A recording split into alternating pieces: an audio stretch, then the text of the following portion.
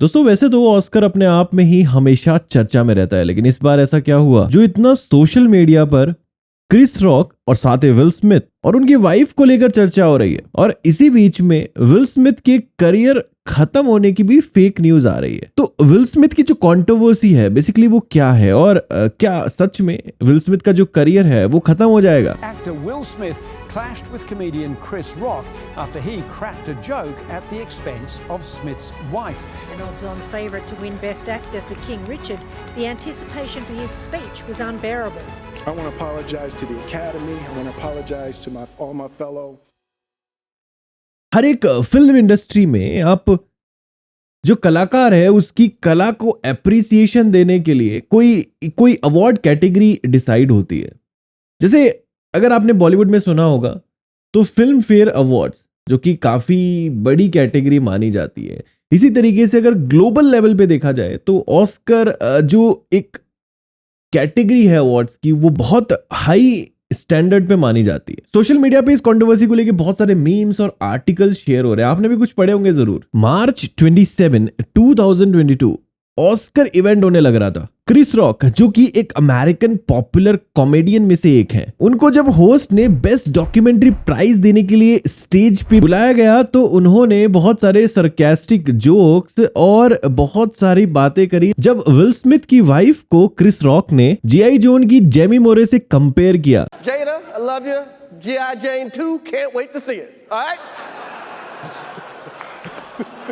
क्योंकि यार जेमी मोरे ने क्या किया था ना, इस मूवी के लिए अपने पूरे जो हेयर्स है ना उनका बलिदान दे दिया था। मतलब सिंपली पूरे हेयर्स कट करवा लिए थे इस मूवी के लिए। अब यार ये तो उनका डेडिकेशन रहा किसी एक मूवी को लेके। यहाँ पे आप पिक्चर्स भी देख सकते हैं, हेयर्स में भी बहुत खूबसूरत लगती हैं वो। पर यहाँ पे क्रिस रॉक ने विल स्मिथ की वाइफ जेडा पिंकेट स्मिथ बिल्कुल सेम बताते हुए नजर आए। और यार इस पे ना उनकी वाइफ का जो रिएक्शन है ना वो बिल्कुल अच्छा नहीं था। किनकी वाइफ का? विल स्मिथ की वाइफ का। बट और विल स्मिथ की बात की जाए तो वो तो अपने गुस्से पे कंट्रोल ही नहीं कर पाए, वो अपने इमोशंस पे कंट्रोल नहीं कर पाए और वो सीधा स्टेज पे पहुंचे और क्रिस रॉक को एक थप्पड़ मार दिया।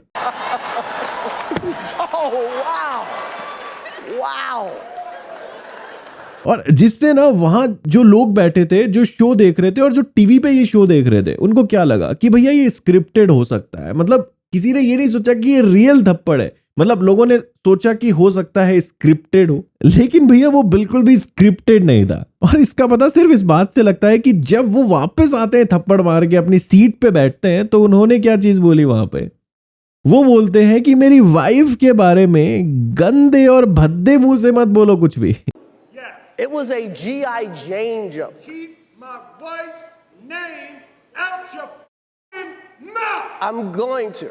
पर यार अगर क्रिस रॉक की तरफ से देखा जाए तो यार उन्होंने स्टेज को बखूबी संभाले रखा। उनके चेहरे पे ना एक स्माइल भी रही, हल्की मंद स्माइल थी उनके चेहरे पे, और साथ ही थोड़ा साइलेंट फेस एक्सप्रेशन देते रहे। अब बात करते हैं उस डिजीज की जो विल स्मिथ की वाइफ को है, उसे क्या बोलते हैं? एलोपेशिया। ये जो डिजीज है, इसमें अगर मैं आसान भाषा में समझाऊं तो इसमें आपके जो बाल है वो झड़ने लग जाते हैं, गिरने लग जाते हैं, और जो रिजल्ट है वो गंजापन हो सकता है। मतलब ऐसा हो सकता है कि आपके जो सारे बाल है वो गिर जाए। और यार इंटरेस्टिंग बात क्या है, इसके जस्ट बाद विल स्मिथ को बेस्ट एक्टर का अवार्ड मिलता है। नहीं भैया, यहाँ पे आप गलत समझ रहे हो। थप्पड़ मारने के लिए नहीं मिलता उनको अवार्ड, उनको अवार्ड मिलता है वो किंग रिचर्ड मूवी के लिए मिलता है। और ये बेसिकली क्या है, ये किंग रिचर्ड और उनकी बेटियों पे जो बेस्ड स्टोरी है, सेरेना एंड वीनस विल्सन। तो यार दोनों ही बहनें जो है वो काफी पहुंची हुई पर्सनालिटीज हैं, क्योंकि टोटल 20+ विमेल्डन जीते हैं और साथ ही 12+ टेनिस ओपन भी। विल स्मिथ का ये जो अवार्ड रहता है ये फर्स्ट ऑस्कर अवार्ड रहता है। यार अब वापस आते हैं इस टॉपिक के ऊपर। तो इस कंट्रोवर्सी के बाद हॉलीवुड के कई सेलिब्रिटीज ने विल स्मिथ को फेवर किया और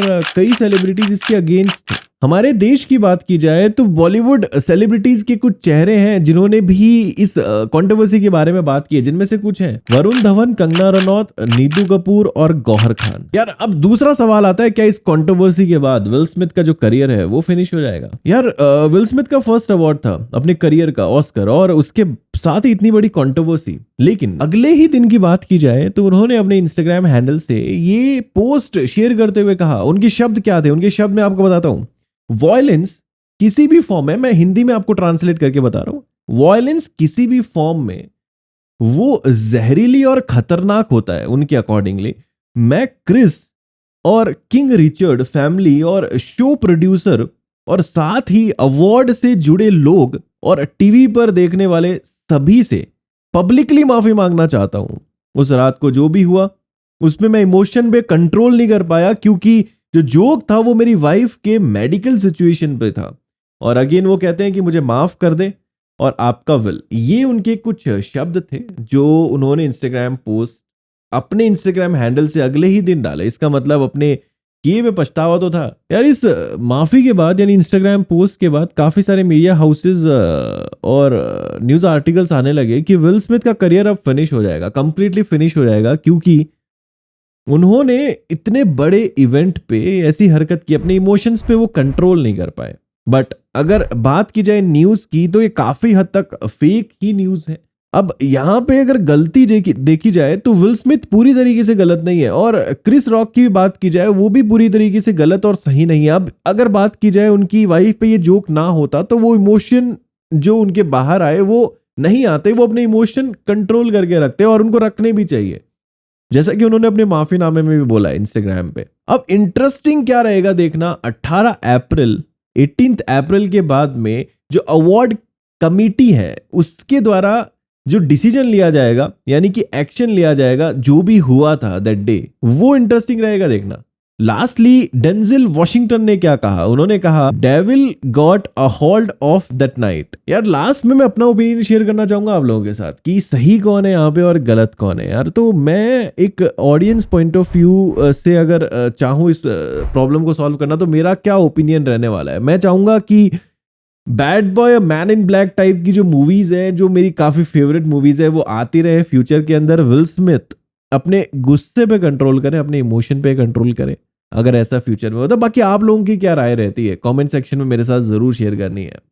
कुछ सजेशन है, फीडबैक है, जरूर शेयर करिए और सब्सक्राइब करें यार चैनल को अभी। चलिए मुलाकात करते हैं और एक्साइटिंग वीडियोस के साथ। Stay tuned, keep watching and thank you so much for watching this video till the end.